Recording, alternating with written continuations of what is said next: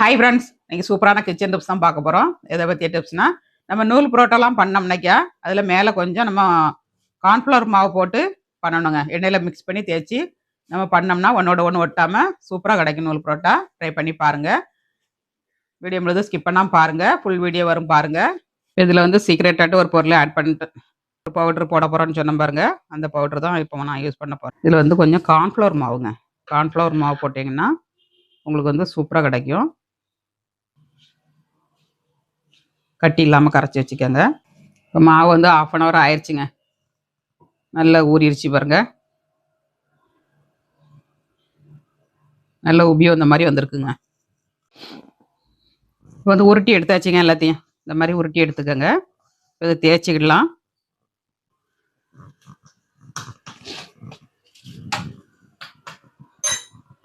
தேய்க்கணுங்க.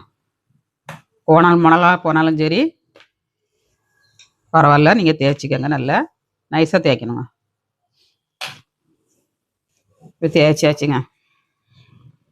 தேய்ச்சிட்டு நம்ம என்ன செய்யணும்னா, நம்ம கரைச்சி வச்சுருக்க மாவை வந்து கொஞ்சமாக ஆட் பண்ணி விடணுங்க.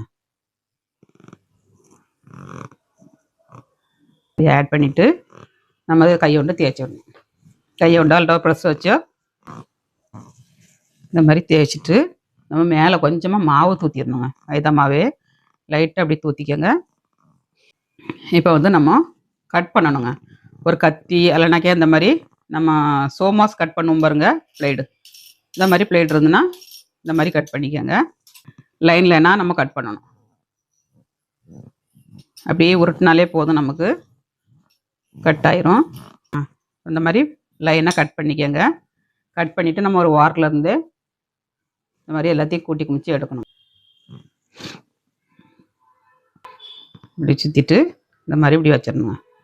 நடுசில் பொதிஞ்சு வச்சிடணும். பார்த்தீங்களா எவ்வளோ சூப்பராக இருக்குது பாருங்கள். எவ்வளோ லூஸாட்டு லேயர் லேயராக வந்திருக்கு பாருங்கள்.